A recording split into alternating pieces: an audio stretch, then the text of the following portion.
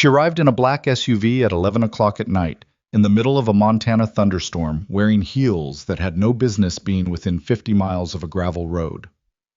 Ethan Cross stood on his porch with a flashlight and a look on his face, like he was trying to decide whether to call the sheriff or just wait for the storm to sort it out.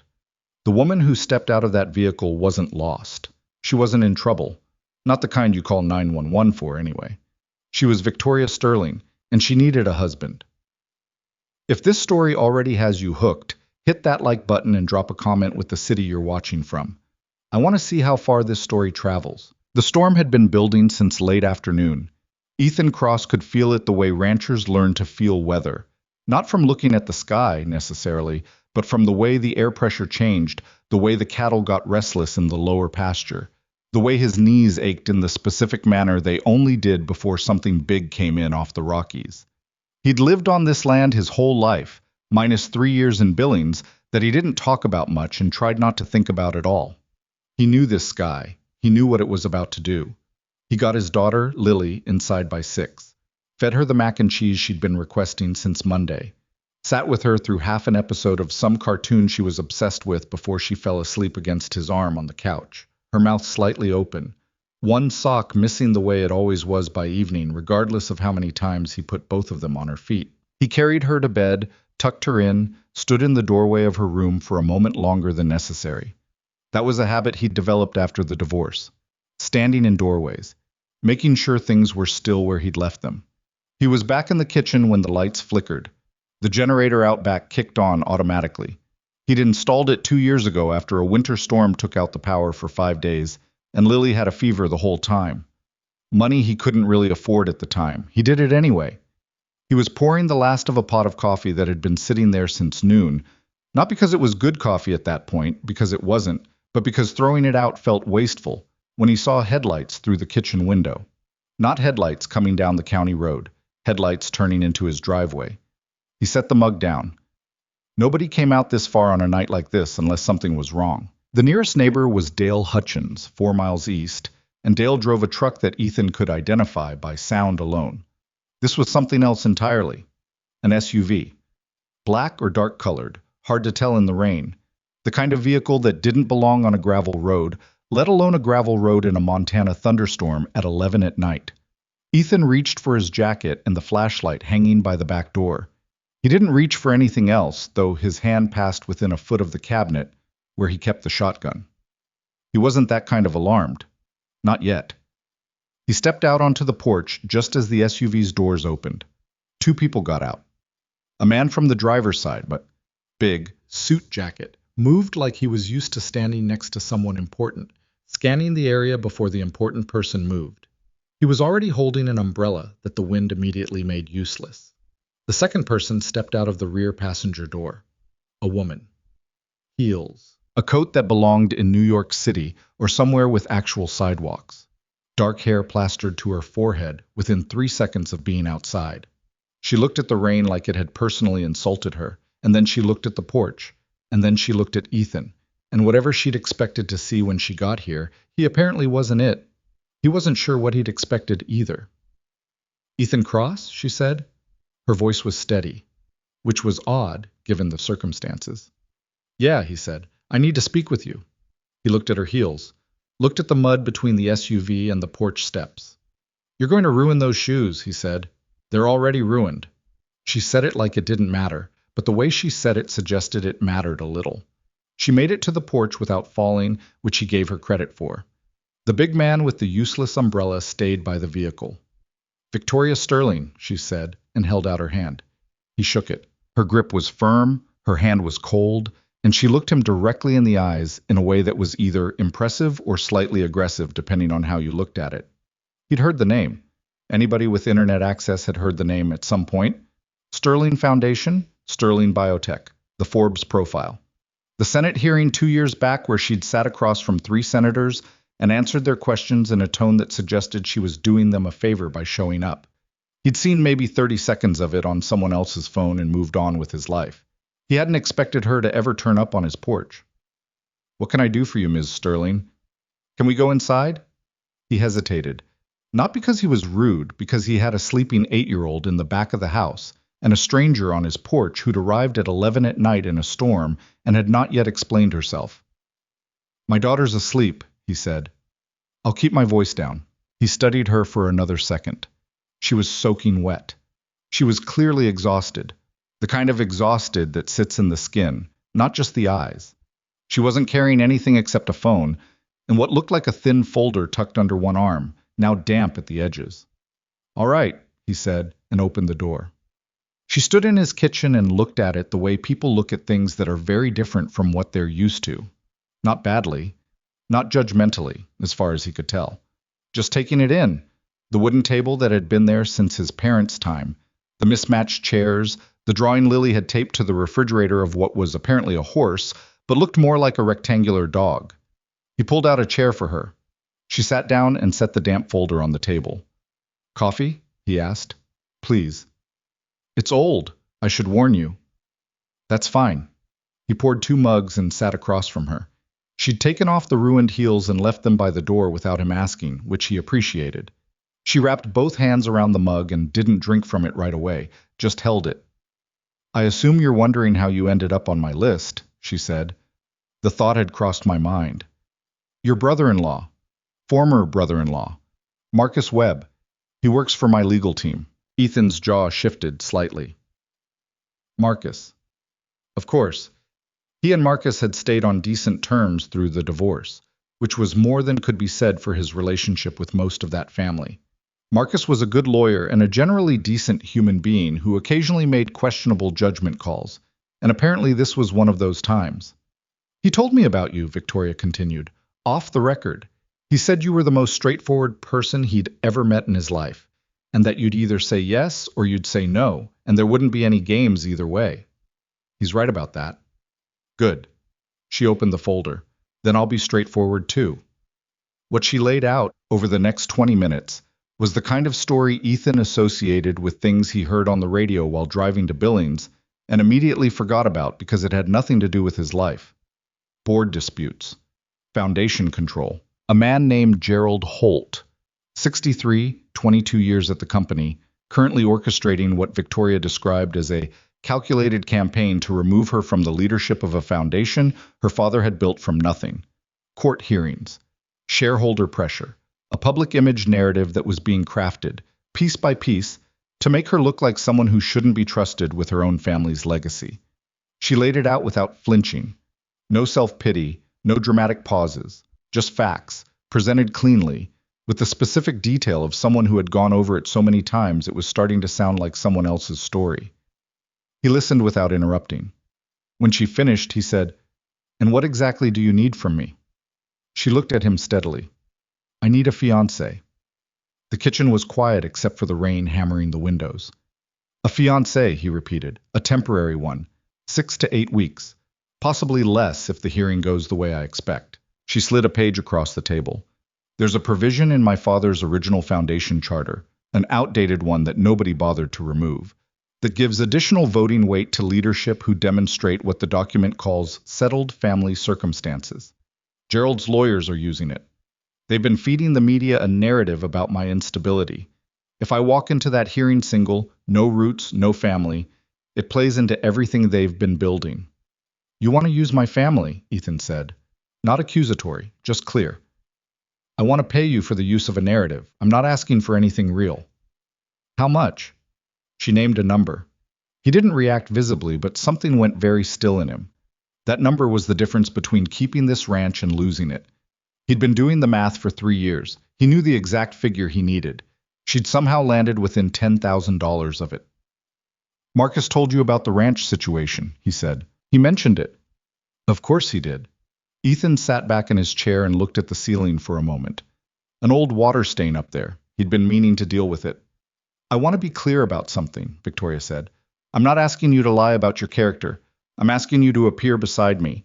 Attend 2 events, possibly 3, and be present at the hearing itself. You'd be yourself, a rancher, a father. It actually works better that way. The optics—" "I have a daughter," he said. "I know. She's 8 years old. She's already been through one disruption she didn't ask for. I'm not putting her in front of cameras and lawyers and whatever else comes with your world. I'd limit her exposure completely. You can't guarantee that." She didn't argue with that, which he respected. I can minimize it, she said, significantly. But you're right that I can't eliminate it entirely. He looked at the folder on the table, looked at her. She was watching him with the kind of patient focus that suggested she was used to negotiations and was willing to wait. I need to think about it, he said. I can give you until morning. I'll need longer than that. I have 4 days before I need to leave for New York. He nodded. She stood up, and he stood up because that was how he'd been raised. She put her heels back on, the ruined ones, and picked up her folder. Where are you staying? He asked. We drove up from Bozeman. We'll go back tonight. He looked at the window. The storm was still fully operational. That's a bad road in this weather, he said. We'll manage. There's a room, he said. I'm not saying that. I mean, the room's there, spare room. If the road's that bad, it would be... He stopped. This was becoming complicated in ways he didn't want it to become complicated. It's a practical offer. She looked at him for a moment. Then she glanced toward the window where the rain was doing what Montana rain does in June when it decides to be serious about things. I'll ask my driver, she said. The driver, she introduced him as Carl, which somehow did not fit him at all, slept in the SUV without complaint. Victoria took the spare room, which still had a stack of Lily's coloring books on the small dresser, because Lily treated every room in the house as a potential art studio. Ethan lay on his back in the dark for a long time, staring at the ceiling. The number she'd offered. He turned it over in his mind, not greedily but practically, the way he turned over every problem that had to do with this land. His father's land. His grandfather's before that. 3 generations of crosses had worked these 400 acres, and he was in serious danger of being the one who lost it. Not from failure of effort, not from poor choices exactly, but from the particular bad timing of his divorce, coinciding with 2 consecutive drought years and a cattle market that hadn't treated small operations kindly. He could lose the ranch. He'd accepted that as a real possibility somewhere around 18 months ago. What he couldn't fully accept was what that would mean for Lily. This was the only home she knew. The horses were the only thing that reliably made her laugh since her mother left. His ex-wife, Dana, had left for Portland 2 years ago with a man who worked in tech and had a way of talking about things that made Ethan feel like he was standing outside a building he didn't have a key to. He didn't blame Dana, not really, or he'd worked hard enough at not blaming her that it amounted to the same thing. Their marriage had been a slow erosion rather than a collapse. 2 people who cared about very different things pretending for years they didn't until they couldn't. She called Lily on Sundays. Lily would sit on the porch steps with the phone pressed to her ear and tell her mother about the horses. And after she hung up, she'd be quiet for the rest of the evening. Ethan learned to just be in the room with her during that quiet, not trying to fill it. He thought about that now, lying in the dark, about what it would mean to bring another disruption into Lily's life, even a temporary one. He finally slept around 2 in the morning. I was up at 5:15, which was normal. He had coffee going and was doing the first pasture check when he came back inside and found Victoria Sterling sitting at his kitchen table with a mug of coffee she'd apparently helped herself to, wearing what looked like his sweatshirt, the gray one he'd left on the hook by the back door, over her blouse from the night before. She looked slightly less composed than she had at 11 the previous night, and somehow more like a real person for it. I hope this is okay, she said, indicating the sweatshirt. It's fine. He sat down across from her and they drank coffee in a silence that wasn't exactly comfortable but wasn't hostile either. How long have you been doing this alone? She asked eventually. 2 years, he said. Is it hard? He looked at her. Yeah, is that surprising? No, she said. I just didn't think you'd say yes that fast. I'm not here to perform. He refilled his mug. You asked. I answered. She looked at the window. The storm had cleared as Montana storms tend to do, brutally, completely, like they were embarrassed about making all that fuss. The sky outside was that particular pale color it gets at 5 in the morning in summer, barely light but already clearly going to be a good day. Tell me more about Holt, Ethan said. She looked back at him. Whatever she'd expected him to ask, it apparently wasn't that. What do you want to know? What's he actually after? Not the foundation, not the charter. What does he actually want? She was quiet for a moment. Control, she said. He was with my father for 15 years. He genuinely believed that when my father died, he'd be the one running things. When my father left the foundation to me, he smiled at the funeral and started working against me the next week. Has he been waiting 2 years or longer? Longer. He started the moment he realized my father was serious about putting me in charge, about 4 years ago. So he's patient. Extremely. Then he's not doing this to win quickly. He's doing it to make sure you can't recover after. She looked at him with an expression he couldn't quite categorize. Most of my advisors didn't get to that conclusion until page 30 of their analysis. I don't do analysis, he said. I just watch how things move. Lily appeared at 7:15 in pajamas with horses on them. He'd noticed the pattern when he bought them and thought she'd find them babyish, but she'd worn them basically every night since. And she stopped in the kitchen doorway and stared at Victoria Sterling. Victoria stared back. Dad, Lily said, not taking her eyes off the guest. There's a woman in our kitchen. I noticed, Ethan said. Her name is Victoria. She needed somewhere to stay last night because of the storm. Lily came into the kitchen and stood next to Ethan's chair and continued examining Victoria with the particular directness only small children and very old people can get away with. Why are you wearing Dad's sweatshirt? She asked. Because mine was wet, Victoria said. Your shoes are by the door, Lily said. They look broken. They got ruined in the mud. We have boots, Lily said. Dad has extra ones. They're probably too big. That's okay. Lily seemed to find this answer acceptable. She climbed into her own chair and reached for the box of cereal that lived permanently on the table and began pouring it into a bowl. She ate 3 bites before looking back at Victoria. Do you know how to ride a horse? She asked. I've ridden twice, Victoria said. A long time ago. I wasn't very good. That's okay, Lily said. Dad wasn't good at first either. Lily, Ethan said. It's true. That's a family story, guest story. Lily considered this distinction, decided it was probably valid, and went back to her cereal. Ethan watched Victoria during this exchange. She didn't do the thing adults sometimes did with children, the slight performance of it, the dialed-up warmth that kids always see through. She just talked to Lily like she was a person at a table, which was apparently the correct approach, because Lily finished her cereal and before leaving to get dressed, asked Victoria if she wanted to see the horses before she left. Victoria said she'd like that very much. He watched them cross the yard toward the paddock 20 minutes later, his daughter and this woman who had arrived in a storm, and he felt something shift in his chest that he didn't spend a lot of time examining. Victoria left at 10. She gave him her card, which was heavier than a regular business card, some kind of thick matte stock, the kind of card that announces itself as different before you even read what it says. He put it on the kitchen counter next to the coffee maker, where it sat looking out of place all day. Lily asked about her at dinner. Is she coming back? Maybe, he said. She was nice, Lily said. She didn't talk to me like I was little. You are a little. Dad. You're 8. She didn't talk to me like 8 was a problem. Lily pushed her food around on her plate. Aunt Carol talks to me like 8 is a problem. Ethan didn't argue with that. Carol did have a way of announcing Lily's age in conversation as though it explained some kind of deficit. She said she'd never actually pet a horse before, Lily said, like actually up close. She lives in New York. They don't have horses in New York? Not the same kind. Lily seemed to think about this for a while. Then she said, she was scared of Jasper at first, but she stayed. Yeah? She held her hand out really still, like you taught me. She waited until he came to her. He didn't say anything.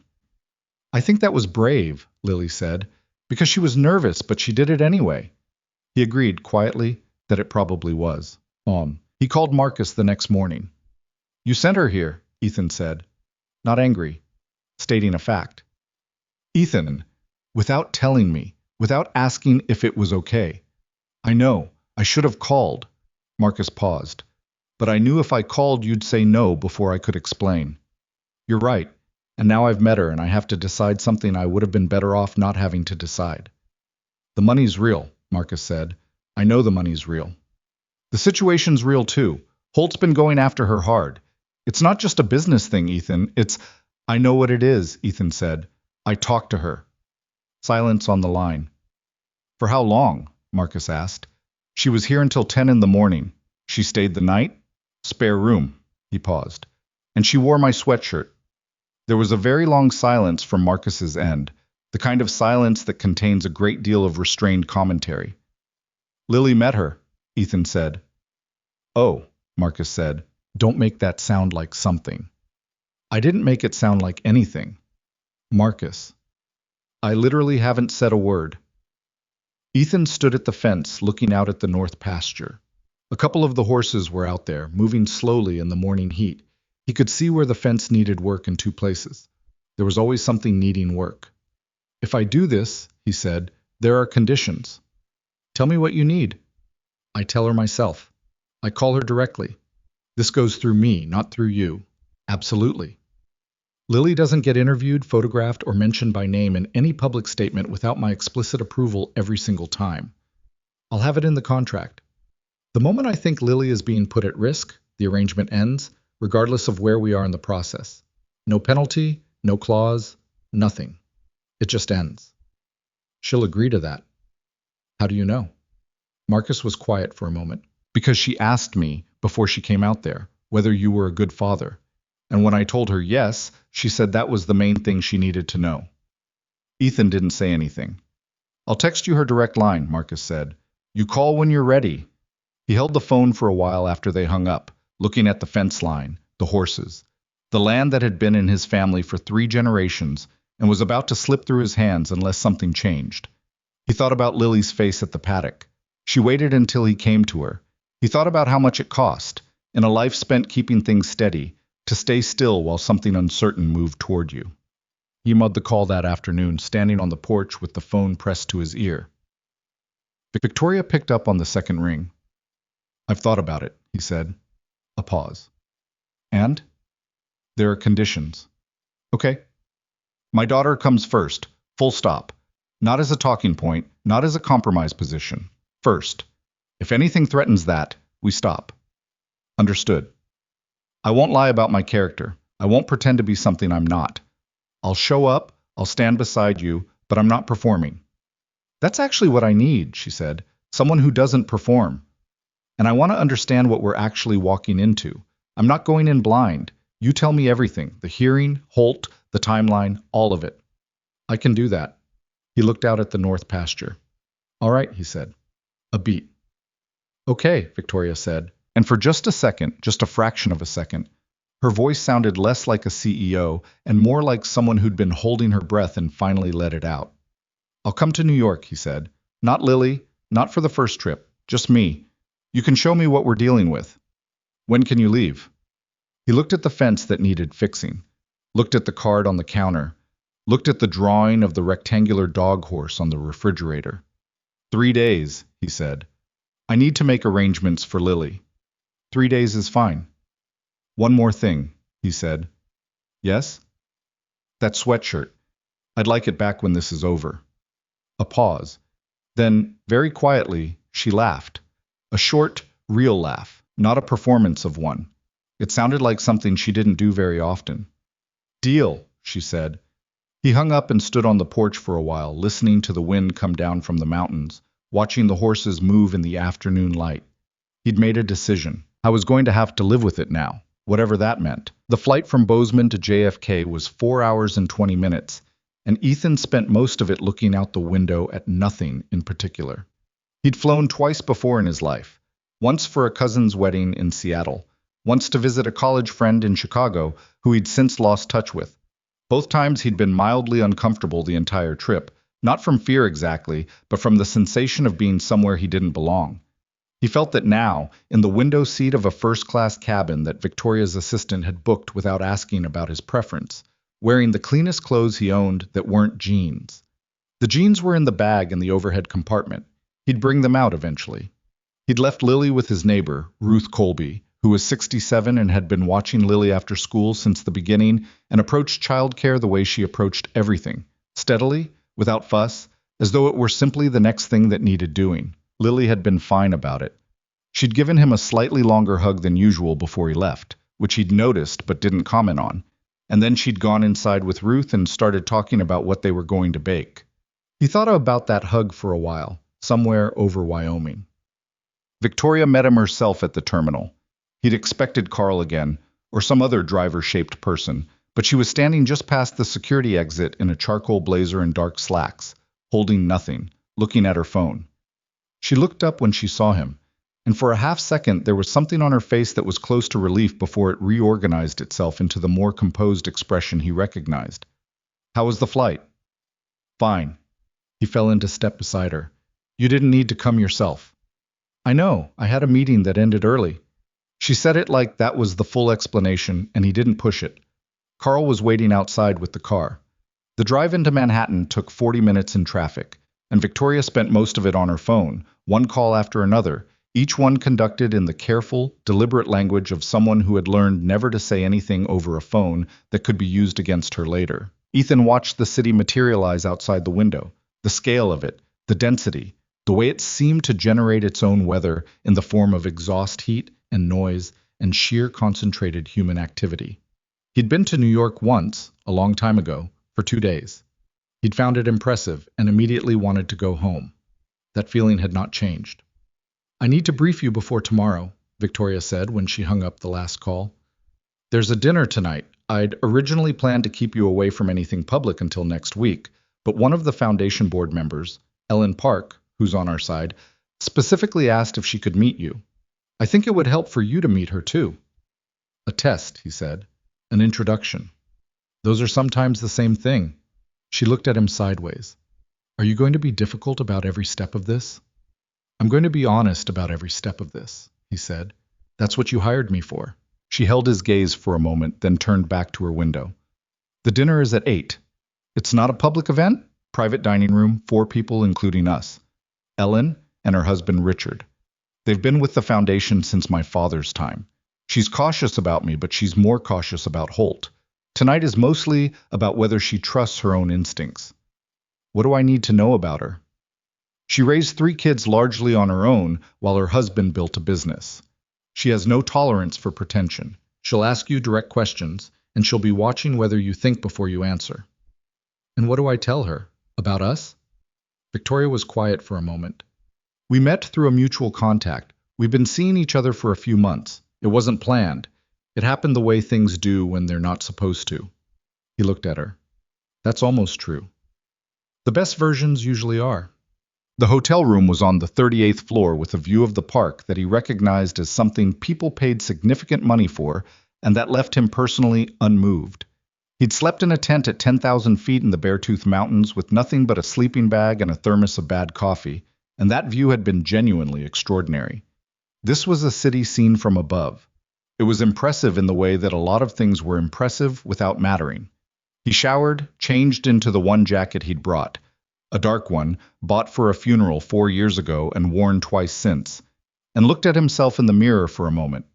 He looked exactly like what he was, a rancher from Montana in a funeral jacket. He didn't know how to look like anything else. He hoped Ellen Park appreciated honesty because she was going to get a great deal of it. Victoria knocked on the connecting door at 7:30. When he opened it, she looked at the jacket and then at him. "That works," she said. "You sound surprised." "I wasn't sure what you'd—" She stopped. "It works," she said again. "You look like you always look," he said, meaning it as straightforward observation. She looked slightly startled by that. "What does that mean?" "You look like someone who runs things," he said, "which I imagine is the point." She held his gaze for a second. "Are you nervous?" "No." "Most people are the first time. The money in that room doesn't change what we're doing or who I am," he said. "Does it?" She pressed her lips together slightly, not quite a smile. "No," she said. "I suppose it doesn't." Ellen Park was 71 and looked like someone who had made peace with exactly who she was sometime in her 60s and hadn't revisited the question since. She had sharp eyes and a direct handshake, and she asked Ethan, within the first 3 minutes of being introduced, whether he preferred bourbon or wine. "Bourbon," he said. "Good," she said.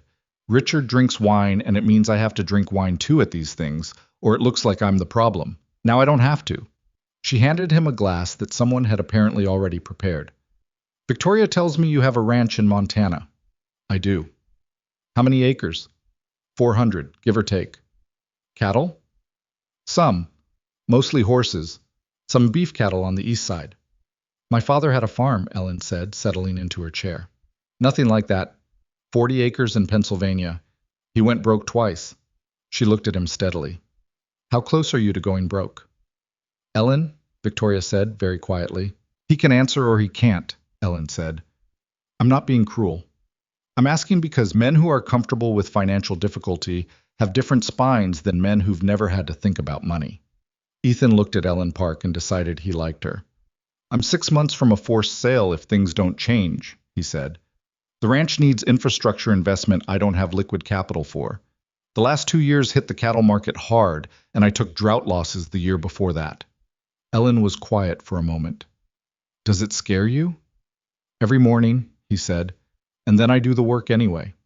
Ellen looked at Victoria, then she picked up her wine glass. All right, she said, in a tone that suggested something had been decided. Let's eat.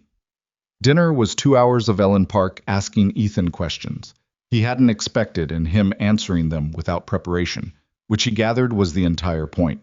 Her husband Richard was a quiet man who laughed easily and said relatively little but watched everything, and Ethan got the feeling that Richard and Ellen had developed, over 40 years of marriage, a shared system of evaluation that didn't require much verbal comparison. They talked about Montana, about Lily, briefly. Ethan gave them the basic fact of her age and her personality and didn't elaborate, and neither Ellen nor Richard pushed. They talked about the foundation, in terms general enough to be appropriate for a first dinner, and Ellen made 2 comments about Gerald Holt that were so precise and dry they landed like small detonations. Gerald has been the cleverest man in any room he's been in for 30 years, Ellen said at one point, looking at nothing in particular. The problem is that the rooms have been getting larger. Victoria caught Ethan's eye across the table. He gave her nothing back, but she apparently read something anyway, because a corner of her mouth moved. When Ellen excused herself briefly near the end of the evening, Richard leaned slightly toward Ethan and said, in the quiet voice of a man who has learned to say important things quickly, She's been worried about Victoria for 2 years. Not about the foundation, about Victoria. Ethan looked at him. Ellen knows what it looks like when someone's been carrying too much alone, Richard said. She did it herself for a long time before I was worth a damn to her. He picked up his wine glass. I'm just telling you what she's not going to say directly. Ethan didn't say anything, but he noted it. They took the car back to the hotel in something that wasn't quite silence. The city was doing its thing outside. People on sidewalks, lights, the whole permanent performance of New York at 10:30 on a weeknight. Victoria sat on her side of the car looking at her phone and then putting it down and then looking at it again. Ellen liked you, she said finally. I know. How do you know? She asked me hard questions, and then she poured me a second bourbon without checking whether I wanted one. People do that for people they've decided they trust. Victoria looked at him for a moment. You do that, she said. Read people. I watch, he said. I've always watched more than I talk. She turned back to the window. The silence that followed wasn't uncomfortable exactly, but it had weight in it. You've been carrying the foundation alone since your father died, he said. She stiffened slightly. Not much. Richard said something to you. Richard said something to me. She was quiet. He waited. He was good at waiting. My father died 26 months ago, she said. The hearing for the charter dispute is scheduled for 9 weeks from now. Between those 2 points has been the most sustained, organized, methodical campaign to dismantle everything I do that I could have imagined. She paused. I don't say that to generate sympathy. I say it because you asked. I didn't ask, he said. You implied. I stated a fact. You filled in the rest. She looked at him again, that sideways look. Marcus said you were straightforward. He did not adequately explain what that means in practice. People rarely do, he said. She made a sound that was close to a laugh and turned back to the window. The next 3 days were a sequence of situations Ethan had no framework for, navigated one at a time. There was a meeting with Victoria's legal team, 4 lawyers who had clearly been told to be calm and approachable and had achieved only a strained version of both. They asked him questions about his background, his relationship with Victoria, his public presence, and he answered them honestly and watched them write things down and occasionally exchange glances he wasn't meant to notice but did. He found the whole thing slightly tiring in the way he found most conversations about image and perception slightly tiring. The substance of a thing mattered. The presentation of it was a separate project he'd never cared much about. There was a lunch that turned out to be with a journalist from a financial outlet who Victoria introduced as a friend, and who was clearly doing a soft assessment of Ethan for a piece that hadn't been assigned yet, but would be. Ethan was polite and specific and gave no meaningful information, which seemed to frustrate the journalist in a way she tried not to show. After Victoria told him he'd done perfectly, he said he'd just been himself. She said that was what perfectly meant in this context. There was a morning where Victoria's schedule collapsed under the weight of 3 simultaneous crises, and Ethan spent 4 hours in the hotel by himself, which he found genuinely restorative, and then walked 40 blocks because the city was better on foot than from a car. He ended up near the water at some point, looking across at the other side of whatever that was, and called Lily. "How's Ruth's dog treating you?" he asked. "He sat on my feet for like an hour," Lily said. "My feet fell asleep." Occupational hazard. Dad, what does that mean? It means that's the price of having a dog sit on you. Oh. She was quiet for a second. When are you coming home? 4 more days. Is the trip okay? It's fine, he said. Different. Victoria's there? Yeah. Is she being nice to you? He looked out at the water. A ferry was crossing, slow and steady, not in a hurry about anything. She's been fine, he said. Ruth says that when someone's fine, it usually means something more complicated. He was quiet for a second. Ruth's pretty sharp. That's what I said, Lily said, with the satisfaction of someone whose observation has been confirmed. On the 4th day, everything changed register. Victoria had a shareholder call at noon, routine, she said, something that happened monthly. And Ethan sat in the outer office of her New York workspace while it happened because she'd asked if he wanted a tour, and he'd said yes, and they'd been in the middle of it when the call started. Her assistant, a very efficient young woman named Priya, who clearly ran the actual operations of Victoria's life with minimal credit, had set him up with coffee and a wall of windows that looked downtown. He heard the call go wrong from 30 feet away, through a closed door because Victoria's voice changed. Not loudly, the door muffled too much for that, but in register. The particular register of someone receiving information they weren't prepared for. She came out 12 minutes later. She looked entirely composed. Only her hands gave anything away, the way she held them at her sides very deliberately, which was different from how she normally held them. Problem? He said. A shareholder block I thought was neutral has moved to Holt's side. She said it evenly. 3 votes. It changes the math going into the hearing. How significantly? It means I no longer have a clear majority of supportive shareholders. I'm at a draw, effectively, if the hostile bloc stays unified. He looked at her. Sit down for a second. I'm fine. I didn't say you weren't fine. I said sit down. Something flickered across her face. Resistance, mostly. But she sat. Priya appeared briefly in a doorway, read the room, and disappeared. Who moved them? Ethan asked. I don't know yet. Best guess. She looked at the window. Holt has been very quiet for 3 weeks, she said. He hasn't made any public statements. He hasn't pushed through the media channels he was using in the fall. I was waiting, Ethan said. For what? For you to stop expecting him, he said. For your attention to go somewhere else. For you to feel like you were ahead. Her jaw shifted slightly. He knew about the hearing preparation. He knew I'd be focused on the legal side. Which means someone's been talking. She was very still for a moment. Yes, she said. Someone on your side. Yes. The room was quiet. How long have you been operating with a leak? He asked. She looked at him directly. I've suspected it for 3 months, she said. I haven't been able to confirm it.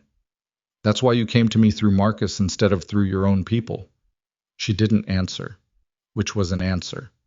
He sat back and thought for a moment, looking at the ceiling, turning the pieces of it over the way he turned practical problems over.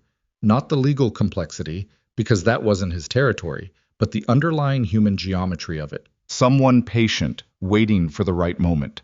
Someone with access. Someone who had been watching her long enough to understand when she was distracted. Your legal team, he said. How many of them have been with you for more than 2 years? 4. All 4 principals. Who brought in the 4th? Pause. Gerald Holt recommended him, she said. 4 years ago, when I was first... She stopped. He looked at her. 4 years ago. she said again, quietly. When I was first building the team. Before your father told him he wasn't getting control. Her eyes went very flat for a second. Not cold exactly, but the expression of someone realizing the shape of something they'd been circling without seeing directly. He planned it from the beginning, she said. Patient man, Ethan said. You said that before. I meant it before, too. She stood up. She walked to the window and stood with her back to him for a moment, looking at the city below, and he gave her that. The space of it, the minute of not being watched while she processed something that was genuinely a lot to process. What do I do with this? She said. You document everything you know. You separate your legal communications until you know which channel is clean. And you don't let him know you know. She turned around. And the shareholder block? That's a different problem. Who's in it? She named 3 names. He didn't recognize any of them. She explained the connections, briefly, efficiently, the way she'd explained the charter situation that first night at his kitchen table. And he listened, and at the end said, the middle one, the second name. What does she actually want? Victoria blinked. What? Holt offered her something. The other 2 probably moved with her because they follow her lead. What does she actually want that he could have offered? Victoria looked at him for a long moment. Recognition, she said slowly. She's been on the Foundation's advisory board for 6 years, and she's been functionally ignored because... She stopped. Because I didn't want to invest the time in the politics of it. There it is, he said. She can be moved back. If you do it fast and you do it genuinely, he said, not as a transaction, actually listen to her. Victoria was looking at him with an expression he couldn't quite name, like she was recalibrating something. You've never run a company, she said. Never. You've never been in a boardroom or a shareholder meeting or so. No. So why are you right? He shrugged. I run a ranch. It's a different scale, but the physics are the same. People need to feel like what they do matters. When they stop feeling that, they move toward whoever makes them feel it again, even if that person's bad for them. She didn't say anything for a long moment. What? He said. Nothing. She picked up her phone. I need to make some calls. I figured. She paused at the door to her office. Ethan. Yeah. Thank you. She said it plainly, not as a performance. Don't thank me yet, he said. I could be wrong. You're not. You don't know that. My instincts say I do, she said, and went back into her office. He flew back to Montana on a Thursday morning, and by Friday afternoon he was in the North Pasture fixing the fence he'd been meaning to fix. And the entire New York trip had the slightly unreal quality of something that had happened to a version of him that lived in a parallel sequence of events. Ruth brought Lily home at 4:30. Lily came across the yard and climbed through the fence rails and stood next to him while he worked, not saying anything right away, just being present in the particular way she had when she wanted company, but not conversation. He worked for a while, and she handed him tools without being asked. Good trip? She said eventually. Productive, he said. Are you going back? Yes. When? About 10 days. We'll work around your school schedule. She was quiet for a moment. Will Victoria be here before you go? He looked at her sideways. Possibly. Why? I wanted to show her how Jasper takes the apple off your hand, Lily said. She didn't see that part. He turned back to the fence. He didn't say anything, but something in his chest did that thing again. The same thing it had done when he'd watched them cross the yard toward the paddock in the morning after the storm. He still wasn't spending a lot of time examining it, but he was aware of it. We'll see, he said. Okay, Lily said, and handed him the next tool without being asked. Victoria called him that evening. He was on the porch, with the last of the day's light going down behind the mountains, a condition that never got ordinary no matter how many times he saw it. How's Montana? She said. Still there, he said. How's New York? Still here. A pause. I spoke to Claire Ashton today. The second name. And? She's coming off the hostile block. Another pause. You were right. Good. I also did something you didn't suggest, she said. I removed the 4th lawyer from my primary legal team. Not fired. Moved to a different matter, where there's nothing sensitive. Quietly. You don't know for certain he's the leak, Ethan said. No, she said. But I know I can't afford to find out the expensive way. Fair. Silence on the line. A comfortable silence, which was interesting because 5 days ago it hadn't been. Lily asked about you, he said. A beat. She did? She wants to show you how Jasper takes an apple. I don't know what that means. You'll know it when you see it, he said. It's something she taught him. She's been working on it for a month. Victoria was quiet for a moment.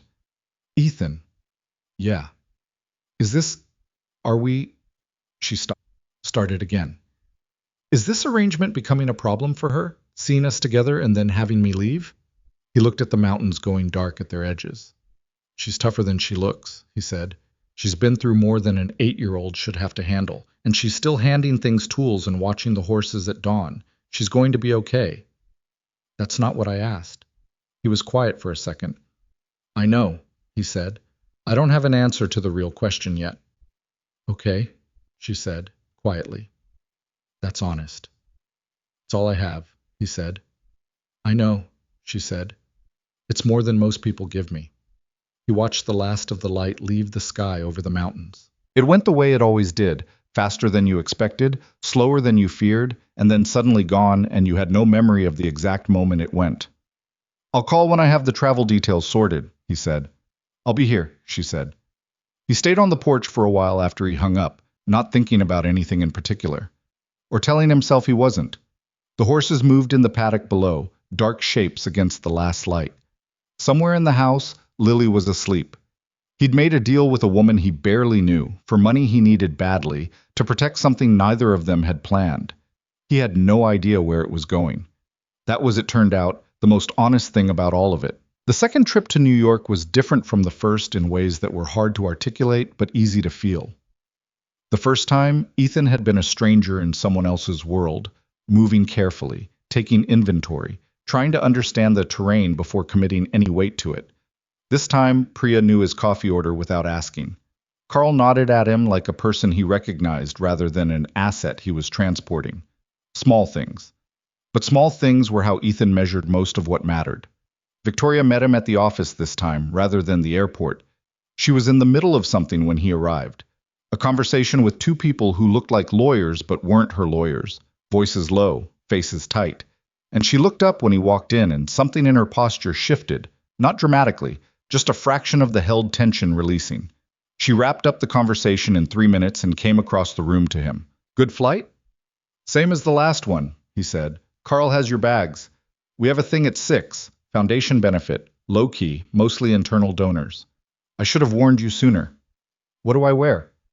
What you're wearing is fine. He looked down at himself. Dark shirt, the good jeans, the boots that weren't the ranch boots.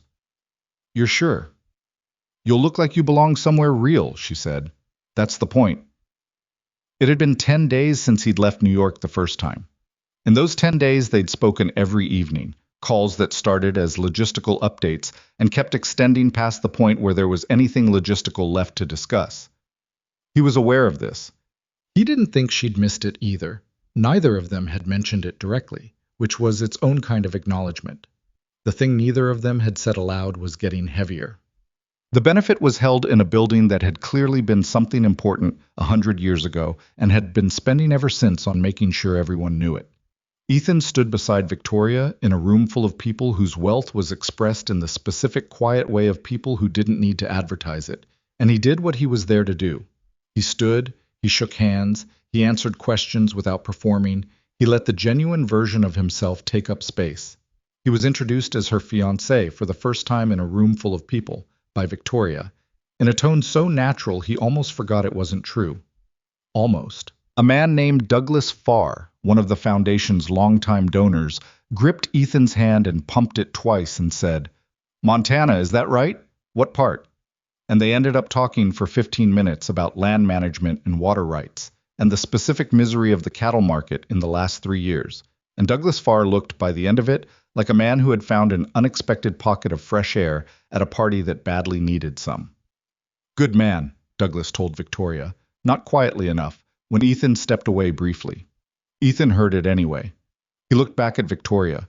She was watching him with that expression again, the one he couldn't quite name, the one she got when she was recalibrating something. He looked away first. Gerald Holt arrived at 40 minutes into the event. Ethan didn't know who he was at first. He was aware of a change in the room's social temperature before he identified the source. A slight reorientation of postures, a few eyes tracking something. Victoria going very still at his side in the way she went still when she was deciding how to handle something. He wasn't invited, she said, quietly enough that only Ethan caught it. He came anyway, Ethan said, equally quiet. That's what he does. Ethan looked at Holt. 63, as advertised. Silver-haired, well-built in the way of men who'd been athletic in their 50s and maintained the appearance of it without quite maintaining the reality. He moved through the room with the ease of someone who had been in every version of this room for 30 years and felt no need to prove his right to be there. He was heading toward them. Victoria, Holt said, and the warmth in his voice was the particular warmth of someone who had long ago discovered that warmth was a weapon.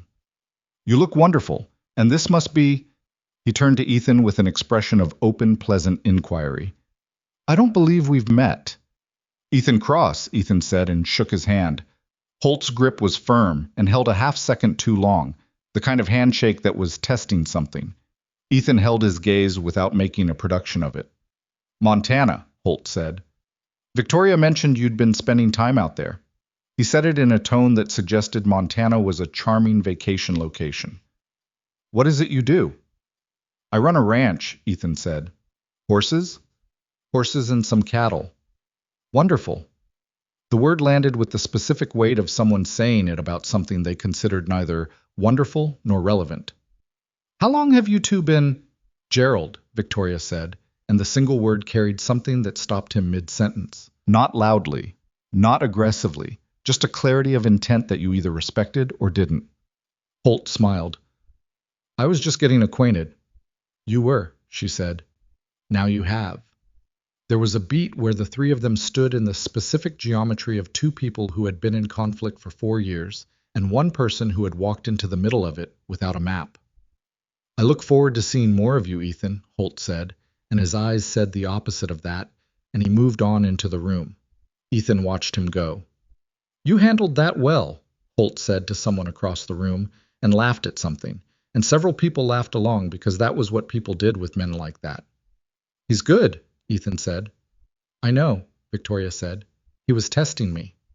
Did you pass? I gave him nothing, Ethan said. So yes. She exhaled, a small, controlled sound. He felt her hand brush his arm briefly, and then she was greeting someone else, back in the performance of the evening, and he stood at her side and watched Holt work the room for the next hour with the patience of a man who had nowhere he needed to be. 2 days later, Lily flew in. Ethan had debated it for a long time. The original plan had been to keep her away from New York entirely, but the school had a long weekend and Ruth had a family thing in Denver, and the alternative was leaving Lily with people she didn't know as well. And more than that, more practically than that, Ethan had started to feel the particular guilt of a parent who was somewhere doing something his child couldn't see and therefore couldn't understand. He told Lily it was a work trip. He told her they'd see the city for 2 days and then come home. He told her Victoria would be around because it was her city. Lily listened to all of this and said, Can we go to Central Park? Yeah, he said, we can go to Central Park. Victoria met them at the hotel, and the interaction between her and Lily was the same as it had been in Montana. Direct, no performance, two people talking to each other rather than around each other. Lily had grown since the first meeting, or maybe she just carried herself differently now that she was on unfamiliar ground, and therefore paying closer attention. They went to the park on Saturday morning. It was a cool, clear day in that particular New York spring way where the light is sharp and everything looks slightly more vivid than it has any right to. Lily walked between them on the path, not holding either of their hands, which was her way. She didn't hold hands much, never had, as though physical contact was something she offered on her own terms, or not at all. She asked Victoria questions with the same directness she applied to everything. Do you like living in New York? I'm used to it, Victoria said. I'm not sure that's the same as liking it. What's the difference? Liking something means you'd choose it again if you could start over. Being used to it means it fits the shape of your life and you've stopped noticing whether it fits well. Lily thought about this for a while, walking. I like Montana, she said. I'd choose it again. I know, Victoria said. Your dad would too. Lily looked up at her. Would you? Victoria glanced at Ethan over the top of Lily's head. He kept his eyes forward. Ask me in a few months, Victoria said. Lily seemed satisfied with that as an answer. She went back to watching the park, spotting a dog here, a jogger there, cataloging things the way she did when a new environment was interesting enough to require full attention. They got hot dogs from a cart for lunch, which Ethan suspected cost more in Manhattan than a full meal would elsewhere, but decided not to calculate. Lily ate hers in 4 bites and asked if she could have another. After you finish that one, Ethan said. I did finish it. You finished it in 4 bites. That's still finishing it. It's aggressive finishing, Ethan said. Victoria was laughing, a real one, unguarded, the kind that came out when something caught you off guard. Lily looked pleased by the effect and ate the second hot dog slightly more slowly to demonstrate the capacity for moderation. He watched Victoria laugh and felt something tighten in his chest that had nothing to do with concern and everything to do with the other thing he'd been refusing to look at directly. It was Sunday evening, the day before they were supposed to fly home, when Marcus called. Ethan stepped out of the hotel room into the hallway to take it. Lily was watching something on the room's television. Victoria was in her own suite 2 floors up. Something's come out, Marcus said. His voice was careful in the way it got when he was delivering news he'd rather not be delivering. What kind of something? A photograph? It went to 3 outlets simultaneously about an hour ago. You and Victoria at the benefit on Thursday. The framing is, it's not good. Ethan was quiet. The headline reads, Sterling's Ranch Hand, CEO's Convenient Romance, Marcus said. They've got your name, your ranch, the financial situation. They know about the debt. The hallway was carpeted and quiet. Somewhere on another floor, an elevator arrived. How much do they know? Ethan said. Enough to ask the question they want to ask. They're not accusing you directly. They're framing it as a question. Is Victoria Sterling using a relationship to satisfy a charter clause? They've got enough context that readers will fill in the rest. Holt. Almost certainly. The photo's too well framed to be coincidental. It's cropped to make you look like a prop, not a person. Someone directed a photographer. Ethan stood in the hallway for a moment, looking at the carpet. Lily's name isn't in it, Marcus said.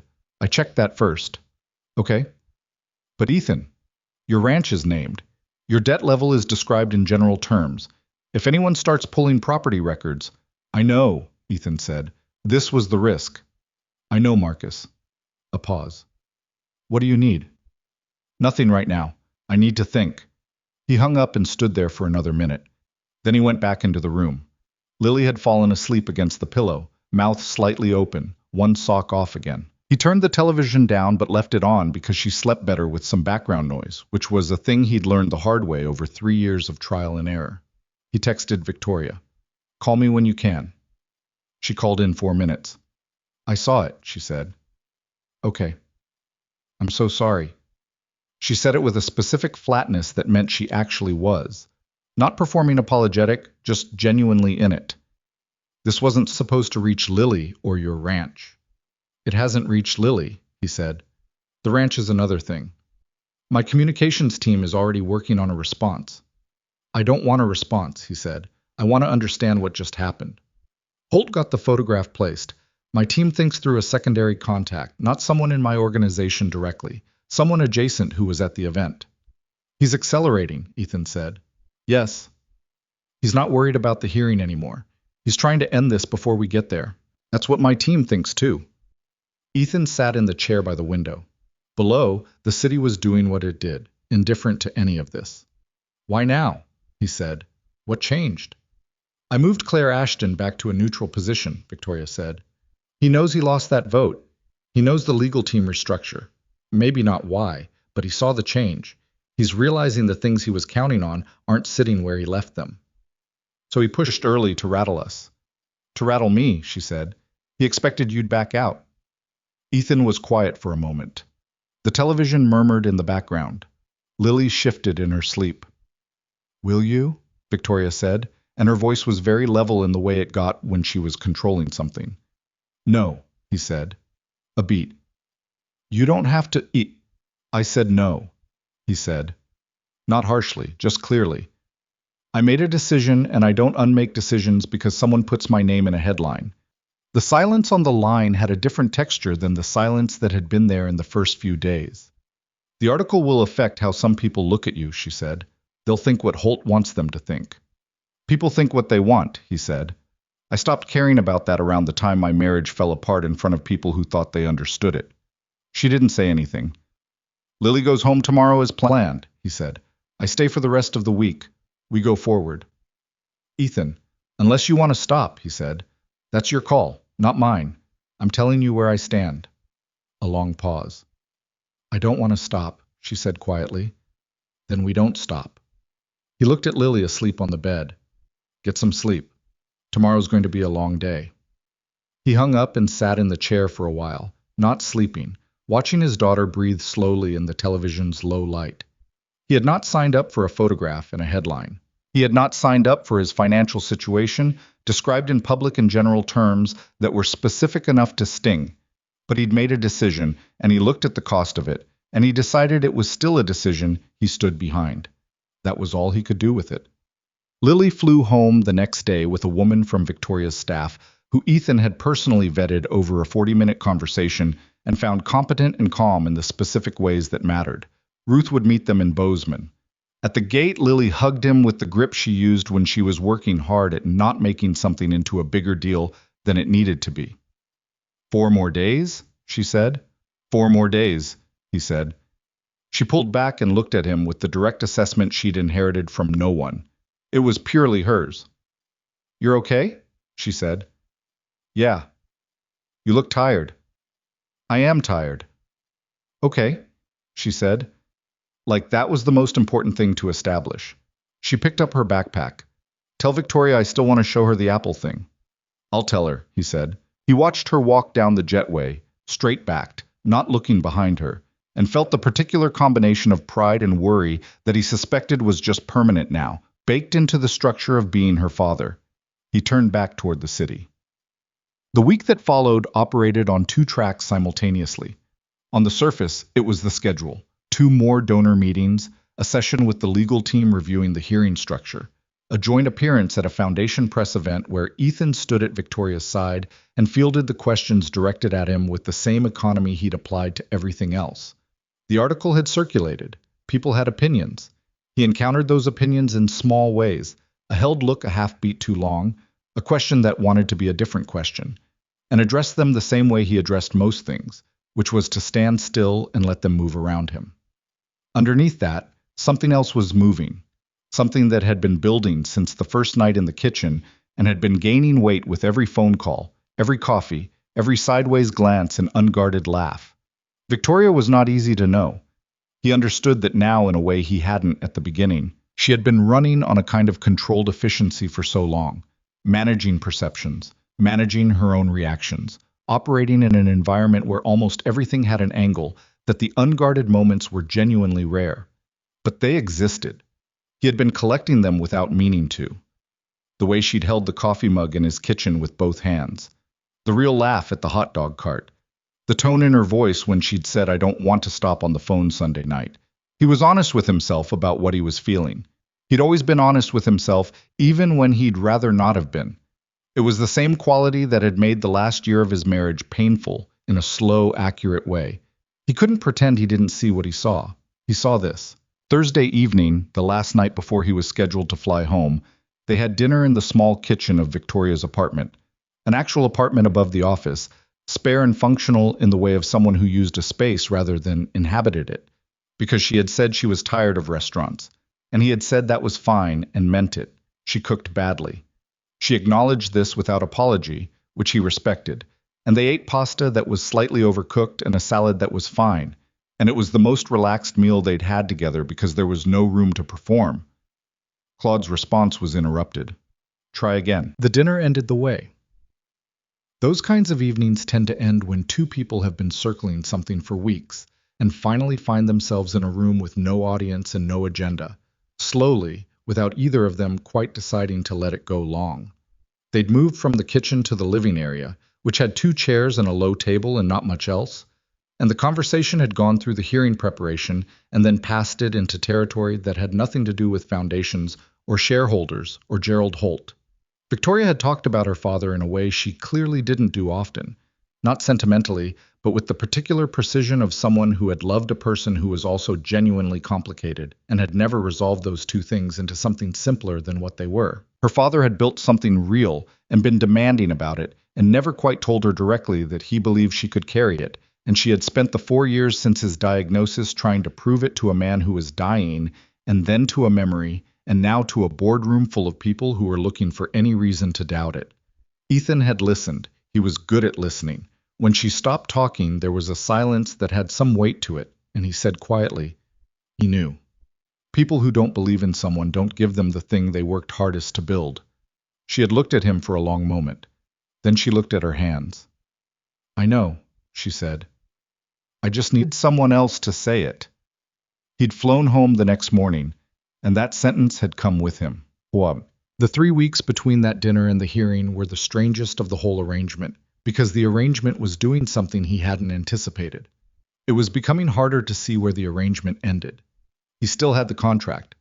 It was in a folder in his desk drawer, and he was aware of it. The way you're aware of something you've put somewhere specific, not thinking about it actively, but knowing it's there. The terms were clear. The timeline was clear. The money, when it came, would go directly toward the mortgage situation and the fence line and the equipment repair that had been deferred for 2 years. All of that was still true. What was also true was that he spoke to Victoria every evening. What was also true was that she had driven up from Bozeman on a Thursday in early May, not for any logistical reason, nothing on the schedule, and spent the day at the ranch, and Lily had shown her the apple thing, and Ethan had stood at the fence watching Victoria hold her hand flat and still, while Jasper investigated her and eventually, in his own time, took the apple with the careful gentleness that large animals sometimes produce when they're making a decision in your favor. Victoria had turned around with an expression on her face that was somewhere between delighted and undone, and Ethan had felt something in his chest that had stopped being avoidable somewhere around week 3. Lily had been pleased in the specific way she got when something she'd worked on landed exactly as intended. He doesn't do that for everyone, she told Victoria seriously. I gathered, Victoria said. He did it for Dad pretty fast, Lily said. Faster than most people. What does that mean? Victoria asked. Lily shrugged, the effortless shrug of an 8-year-old transmitting maximum information with minimum words. Jasper knows, she said, and went back to the barn. Victoria had looked at Ethan. Your daughter, she said. I know, he said. I know, he said again. They'd stood at the fence in the late afternoon light and not said anything for a while, and that had been fine. Better than fine. It had been the most ordinary moment of the whole 6 weeks, and ordinary was, it turned out, the thing he valued more than almost anything else. She left before dinner. She had a call she couldn't move. She said goodbye to Lily first, then to Ethan, and the goodbye was slightly longer than the logistics required, and neither of them mentioned that. The revelation came from a direction Ethan hadn't expected. He'd been doing his own quiet reconstruction of the situation since that afternoon in Victoria's office when she'd named the 4th lawyer. Not investigation exactly. He had no resources for investigation and wouldn't have known where to begin, but the kind of lateral thinking he applied to problems on the ranch, which was to look at what behavior told you rather than what people said. He'd been thinking about the photograph. The framing Marcus had described, cropped to make Ethan look like a prop. That required someone at the event with access and direction, not a journalist who happened to be there. Someone placed. He'd been thinking about the timing. Holt's silence for 3 weeks before the shareholder block moved. The shareholder move coming the same week Ethan arrived in New York. Not before. Not after. The same week. Which meant Holt knew Ethan had arrived. Which meant someone had told him. He'd been turning this over for 2 weeks when he mentioned it on a call to Victoria, framed not as a conclusion, but as a question. Who, outside her immediate staff, knew the day he arrived the first time? She was quiet for a long time. The event list, she said, for the benefit. It was distributed to the foundation board 3 days before. All of them? All of them, she said, including the 3 who moved to Holt's block. Including Claire Ashton. Yes.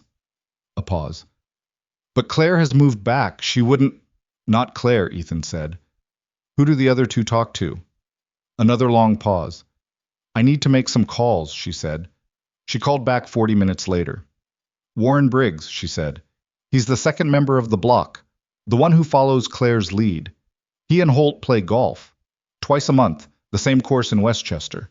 It's been going on for at least 2 years. He's the bridge, Ethan said. He feeds Holt information about board sentiment, board scheduling, internal movements. She said it with a flatness that meant she was processing anger into something more useful. We've been handing Holt a map every time we send a board communication. Can you prove the golf connection?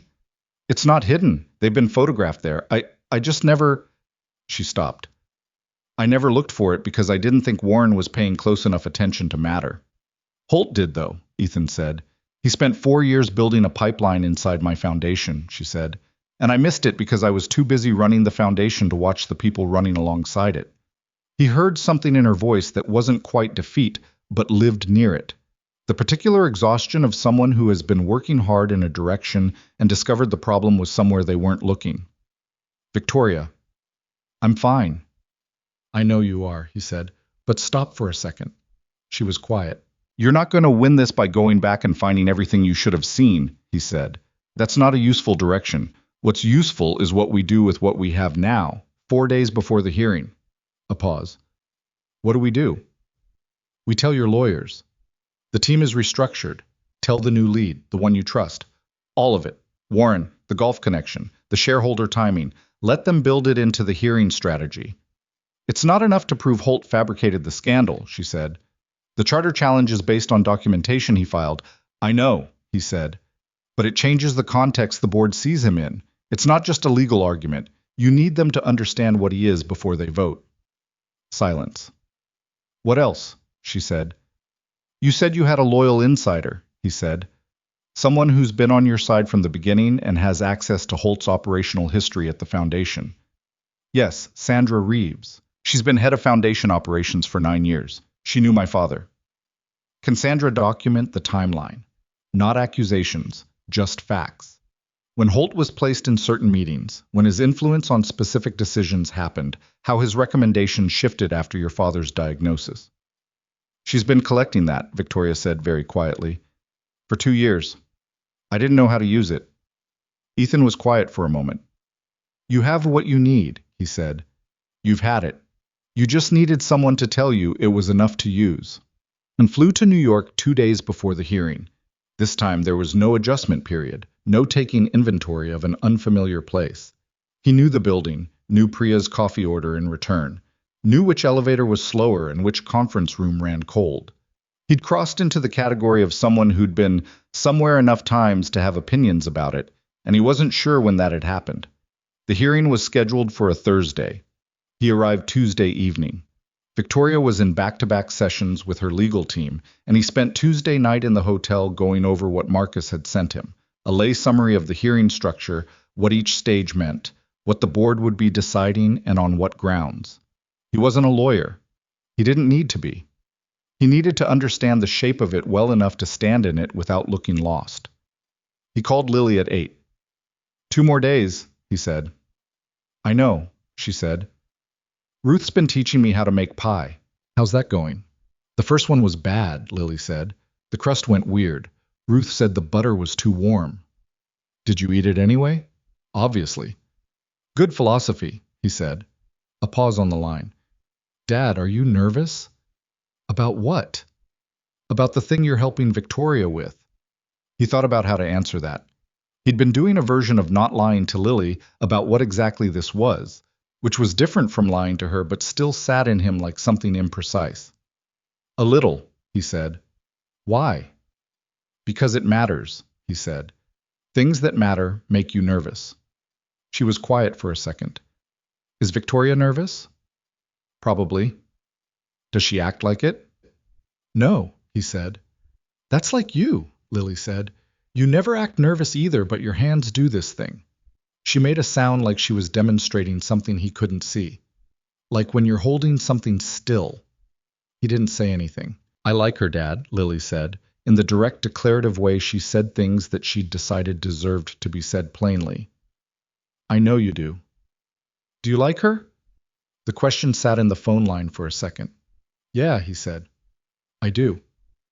Okay, Lily said, as though this confirmed something she'd already decided. Good night. Good night, Lil. Wednesday was the day everything accelerated.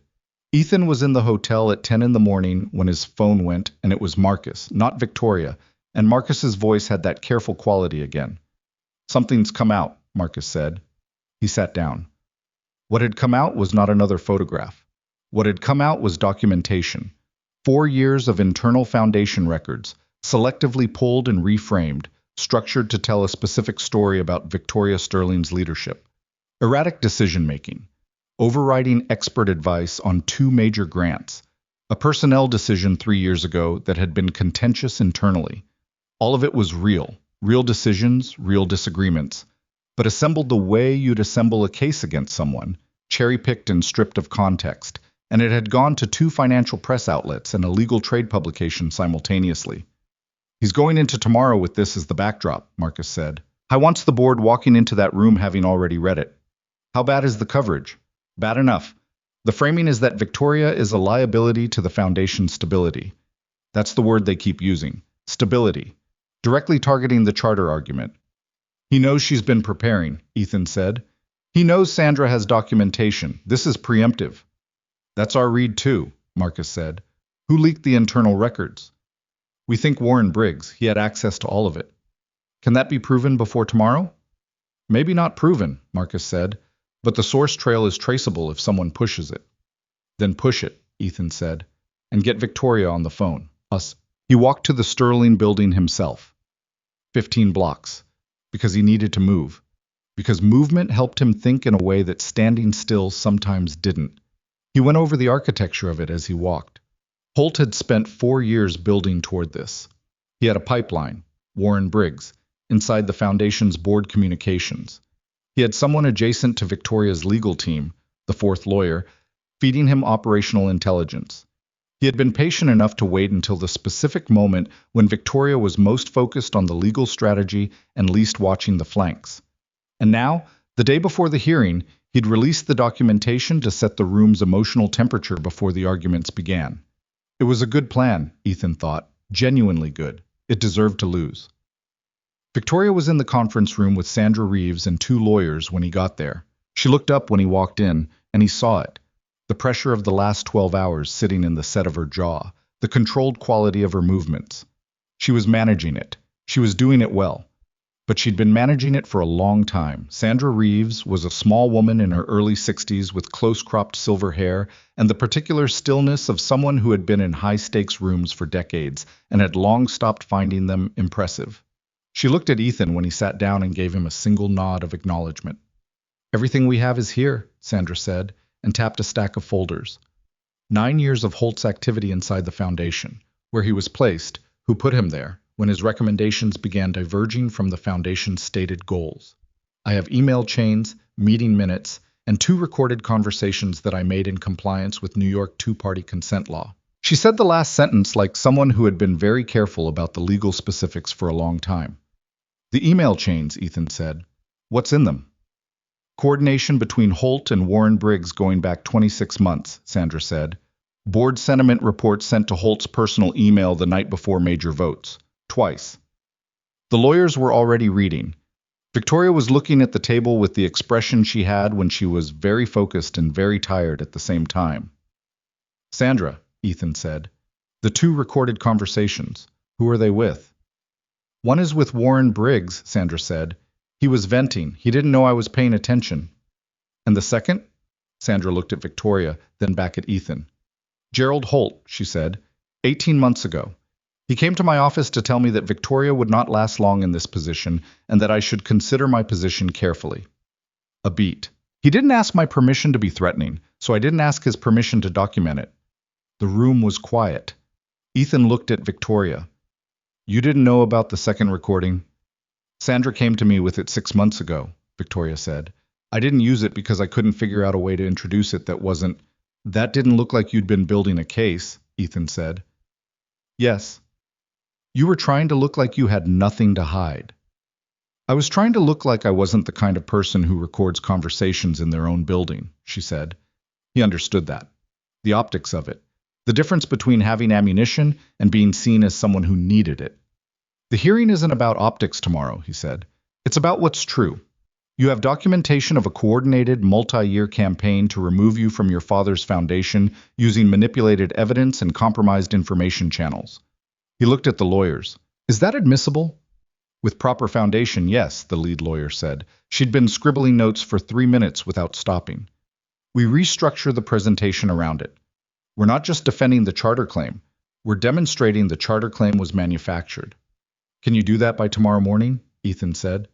We'll be here all night, she said. Then we'll be here all night, he said, and looked at Victoria. She was looking at him with an expression that was past the recalibrating stage.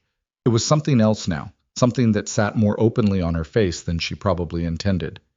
You don't need to stay, she said. This is legal work. You've already... I'm not here for the legal work, he said. She was quiet. He didn't say anything else because it didn't need more than that. They worked until 2 in the morning. The lawyers restructured the argument. Sandra walked them through the documentation in sequence, clear and methodical, 9 years of careful attention delivering its purpose. Priya appeared at intervals with food no one had asked for and coffee that everyone needed. At some point, Ethan moved to the periphery of the room and let the lawyers do what lawyers do, and he sat and watched Victoria work, the focused precision of her, the way she pushed back on the strategy when she saw a weakness, the way she asked questions that were always the right questions, even when she was running on 4 hours sleep and 2 days of sustained pressure. He thought about what Richard Park had said at that first dinner. Ellen knows what it looks like when someone's been carrying too much alone. She'd been carrying this for 2 years. The foundation, the conspiracy, the public narrative, the private grief of losing her father, and then having his life's work turned into a legal weapon against her. She'd been doing it with the controlled efficiency he'd initially read as coldness, and now understood was simply what competence looked like in a person who had no one to distribute the weight to. She was not cold. She was someone who had learned that warmth was a thing other people used against you, and was still figuring out how to be warm anyway. He understood that more than he expected to. Around midnight, they ordered food, and Sandra and the lawyers took a break in the outer. Claude's response was interrupted. Try again. Sandra Reeves had been sitting on that second recording for 18 months. She'd made it on a Tuesday afternoon in early spring, 2 years after Victoria's father died, on a day when Holt had come to her office unannounced, the way he always did things he wanted to look casual about, and sat down across from her desk, with the particular ease of a man who believed space belonged to him, regardless of whose name was on the door. She'd known what he was going to say before he said it. She'd worked in this building for 9 years, and she'd watched Gerald Holt operate for most of them, and by that point she'd developed the specific fluency of someone who has studied a predator long enough to anticipate its movements. She'd pressed record on her phone before he finished his opening sentence and set the phone face down on her desk, the way she always did when she was in a meeting and didn't want to be interrupted. He'd talked for 11 minutes. She'd let him talk. Victoria will not last long in this position. I want you to think carefully about where you stand when that happens. Your position here is something I can protect, Sandra, but only if you're standing on the right side when the time comes. She'd thanked him for his time and shown him out, and then sat alone in her office for 20 minutes, listening to the recording back twice, making sure it had caught everything it needed to catch. Then she'd locked her phone, put it in her desk drawer, and gone back to work. She'd brought it to Victoria 6 months later, and Victoria had looked at it the way you look at a weapon you're not sure you're willing to use, aware of what it could do, uncertain about what using it would make you. Sandra had understood that hesitation. Victoria was trying to win on the merits. She was trying to prove she deserved this without having to expose what had been done to her to get there. That was admirable, Sandra had thought at the time. It was also potentially fatal. She'd kept the file, and she'd kept building everything else alongside it, and she'd waited for the moment when Victoria would finally understand that fighting clean against someone fighting dirty was not principle. It was just losing slowly. That moment had apparently required a rancher from Montana to arrive. The boardroom on the 22nd floor was the kind of room that had been designed to feel permanent. Dark wood paneling, long table, chairs that had been there since the Foundation's first formal meeting and had been reupholstered twice since. The paintings on the walls were the kind that organizations acquire over decades, individually unremarkable, collectively suggesting a history that has earned the right to be taken seriously. Ethan sat against the wall in one of the observer chairs, and he looked at this room and thought, Holt has been in this room 100 times. He knows every person at that table. He knows which ones respond to pressure, and which ones respond to logic, and which ones respond to the appearance of authority. A man who has worked that room for 20 years has a significant advantage over a woman who has been working it for 4. The advantage Holt did not have was Sandra's 11 minutes. Patricia Osei called the hearing to order at 9:15. She was the kind of chair who ran a room through precision rather than volume, short sentences, clear expectations, no tolerance for theater. She read the formal statement of purpose and then turned the floor over to Holt's lead counsel, a man named Clifford Marsh, who had the practiced gravity of someone who had spent 30 years making things that weren't true sound plausible. Marsh opened with the charter argument, the founding documents, the stability provision, the framing that Victoria was temperamentally unsuited for the role her father had designated her for. He was good at it. He assembled the case the way skilled lawyers assemble cases, each piece interlocking, the logic appearing to lead only in one direction. He spent 20 minutes on the documentation that had been released to the press the day before, the internal records, the grant decisions, the personnel situation, and he framed each one in the specific language of concern rather than accusation, which was smarter than outright accusation, because concern requires no proof.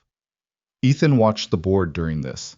7 faces showing nothing deliberate, 3 showing the subtle readjustment of people absorbing information they'd already seen in a different form. 1, a man in his 50s named Drummond, who had been vocal about governance concerns in the past, nodding along very slightly at 2 specific points, and 2 faces that told him what he actually needed to know. Ellen Park, who was watching Marsh with the expression of someone who has heard this kind of argument before and is waiting for it to finish, and Patricia Osei, who was watching everything and recording none of it visibly. When Marsh finished, Victoria's lead lawyer, Catherine Yoon, stood up. She was 44 and had the kind of thoroughness that didn't announce itself and didn't need to. She did not try to match Marsh's gravity. She opened a folder, set it on the table, and said, "The board has been presented with a case that something is wrong with Victoria Sterling's leadership. We're going to show you something different. We're going to show you where this case actually came from." She turned it over to Sandra. What Sandra did for the next 40 minutes was not emotional. It was not designed to be. It was a recounting, clear, sequential, documented at every step, of a man who had made a decision 4 years ago and built everything he needed to execute it with patience and precision. The first board communication sent to Holt's personal email before a vote, August, 26 months ago. The second one, November, same year. The golf course photographs. 12 instances over 22 months. Same course, same day of the week. Warren Briggs and Gerald Holt, publicly available location data from an event that had posted a group photograph on its member newsletter website, which Sandra had been quietly collecting. The timeline of the 4th lawyer's placement on Victoria's legal team, recommended by Holt, accepted in good faith, now reassigned, mapped against the dates of significant strategic information that had reached Holt before it should have. The board was not nodding along the way. Drummond had nodded along during Marsh's presentation. They were still. That particular quality of stillness that means something is being revised. Holt, at the far end of the table, was doing what he had always done, holding himself with the ease of the most comfortable man in the room. But his lawyer had opened a notepad and was writing something rapidly, and Holt glanced at it once and looked away, and that glance told Ethan the ease was costing him more than it usually did. Then Catherine Yoon said, "The board will now hear an audio recording, made in compliance with New York State recording law, dated 18 months ago." She pressed play. The room heard Gerald Holt's voice tell Sandra Reeves that Victoria would not last long, and that Sandra should think carefully about where she stood, and that he could protect her position if she stood on the right side. 11 minutes, edited to 4. The essential architecture of it. Nobody moved. Clifford Marsh said, into the silence, "We'd like to request verification of this recording's provenance before—" "The recording's provenance documentation is in the folders in front of you," Catherine said. Tab 7. She gave him a second. "The recording was made on Sandra Reeves' personal device. The metadata is intact. The device's service history is included. There is no tab 8 because there doesn't need to be."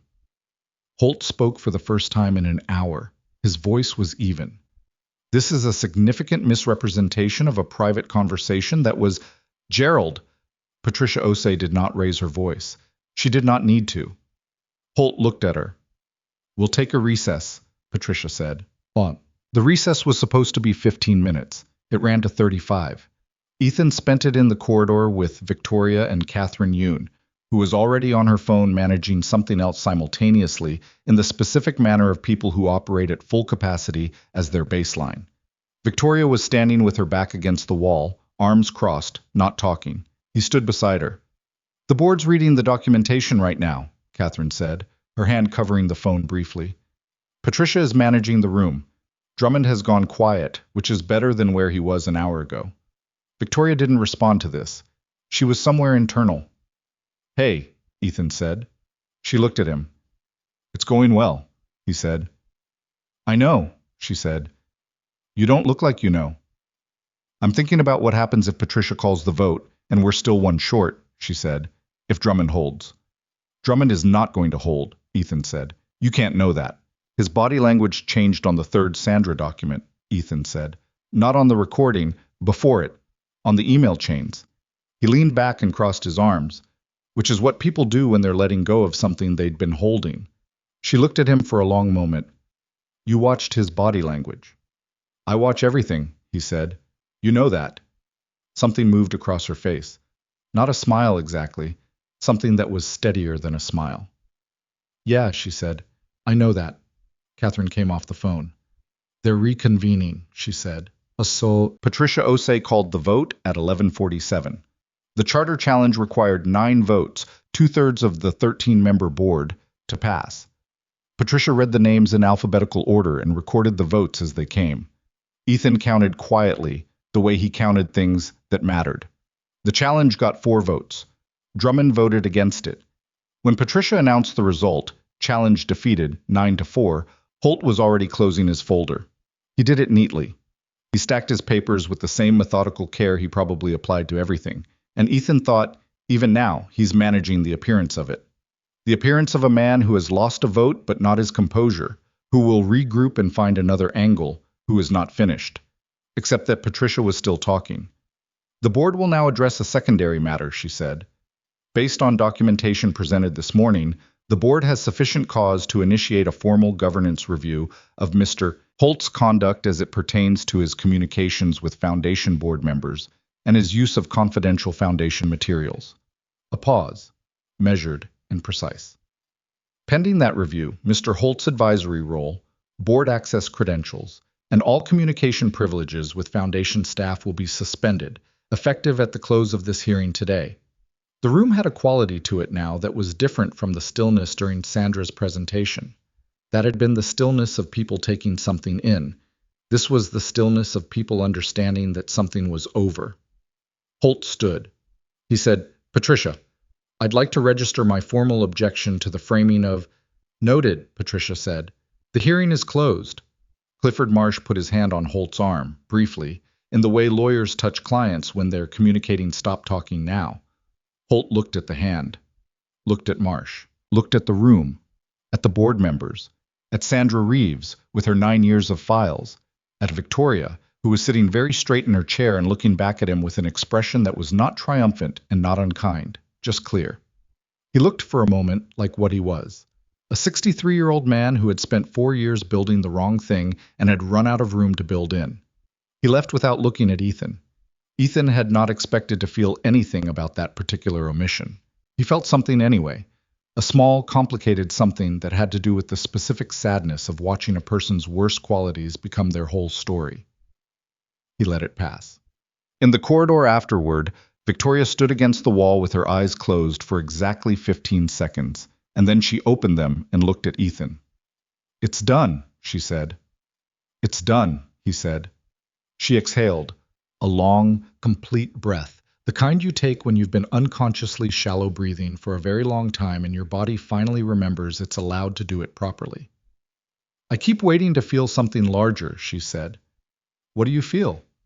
She thought about it honestly. "Tired," she said. "And I don't know. Like I've been holding something heavy for so long that putting it down doesn't feel like relief yet. It just feels like my arms are still in the position of holding it." "That passes," he said. "Have you—" "Yeah," he said. It passes. She looked at him. When the ranch almost went, she said, when it was the most real. When I stopped pretending I could fix it alone, he said. That was the heaviest part. Putting that down took a while. She was quiet. Sandra came out of the boardroom and stopped in front of Victoria, and there was a moment between the two women that didn't require words. Sandra had carried something for 18 months and delivered it exactly when it was needed, and Victoria understood what that cost, and both of them knew it without making a thing of it. Thank you, Victoria said. Your father would have handled this himself and saved us all the trouble, Sandra said, which was the most Sandra Reeves way of expressing affection that Ethan had yet encountered. Victoria made a sound that was half laugh, half something else. He really would have. Sandra patted her hand once, firmly, in the manner of a woman who gives physical comfort rarely and means it fully when she does. Then she picked up her files and walked toward the elevator, already back to being the person who kept this place running. Catherine Yoon appeared with papers that needed signatures, because the work of winning is also paperwork, and Victoria signed what needed signing, and Ethan stood to the side and looked out the corridor window at a city that was doing what it always did. Indifferent, moving, loud even through the glass. And he thought about a kitchen in Montana with the lights on during a storm, and a woman he hadn't expected, and a decision he'd almost made differently. He was glad he hadn't made it differently. They ate lunch 2 blocks from the Sterling building at a place that was not impressive and not trying to be. A diner that had been on that corner for 40 years, according to the laminated sign near the register, which Ethan found appropriate. Catherine Yoon had gone on to the next thing. Priya had gone back to holding Victoria's world together from a desk 17 floors up. Marcus had sent a text that was 3 words. Told you, cross. Ethan had not responded to it yet.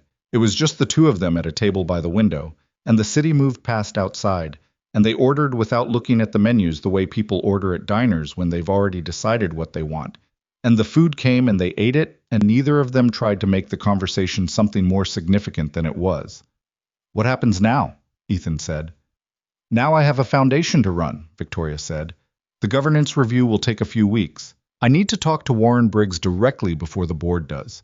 Give him the chance to provide context, which I don't expect he'll take, but I'm not going to pretend the option wasn't there. She moved her coffee cup to the side. I'm going to ask Ellen Park to take on a more formal advisory role. She's been an informal one for years. She deserves the actual thing. She'll say yes, Ethan said. She'll pretend to think about it for a week, and then say yes, Victoria said. She does that, Richard told me. What about the public side, the articles? Those are being addressed. Catherine has a statement ready. The documentation from today becomes part of the public record, which handles most of the narrative. She paused. There will be people who don't update their opinion regardless. Holt has allies who've decided he can do no wrong. That's always going to be true. Does that bother you? She thought about it. Less than it did 6 months ago, she said. Something about having the actual truth documented makes the distortions easier to carry. He nodded. She looked at him across the table. And what about you? What about me? The ranch, the debt, the mortgage situation. The payment posts next week, he said. It was the first time he'd said it out loud, just flatly, without the slight bracing quality that had accompanied any thought about the ranch finances for 3 years. I had the bank meeting last month. We're restructured. The pressure's off for at least 2 years if I manage it right. You'll manage it right, she said. Probably, he said. I'll make mistakes along the way, but probably. She smiled, a real one, the one he'd been collecting since the hot dog cart in Central Park. There's something I need to say, she said. Okay. Properly. Not at midnight in a kitchen, which is where I started to say it. She put her hands flat on the table, a gesture he recognized as her version of centering herself. I came to your ranch 9 months ago with a plan. The plan was transactional. I needed something, and you had it, and I was prepared to pay for it, which is how I've solved most problems in my adult life. Pay well, get what you need, stay clean. He didn't say anything. I was not prepared for any of what actually happened, she said. I was not prepared for your kitchen, or your daughter, or your fence that needs fixing, or the way you stand in a room and just watch until you understand it. I was not prepared to feel like myself around someone again. I haven't felt like myself around someone in... She stopped. A long time. Victoria. I'm finishing, she said. He waited. I love you, she said, plain and direct, the same way she said everything that mattered. Not because of what you did for the hearing, not because of the contract or the agreement, or any of the logistics of how we started, because you held your hand out and waited for me to come to you, and you didn't change your grip when I did, and I have never in my life had someone do that for me exactly like that. He looked at her for a moment. At the morning after the verdict sitting on her face, the tiredness and the relief, and underneath all of it, something clear and open that hadn't been there 9 months ago. I love you too, he said. She pressed her lips together. I know, she said. I've known for a while. I just needed to say it properly. You say everything properly, he said. Not always, she said. Not about things that matter. I usually make those harder than they need to be. Yeah, he said, but you got there. She looked at him across the table with the expression she'd had when Jasper took the apple, that specific undone quality. And then she picked up her coffee, and the moment moved from the significant into the ordinary, which was where it needed to go. Outside, the city moved. Somewhere in Montana, Lily was in school learning something, and Ruth's dog was sitting on someone's feet, and the north pasture fence was holding.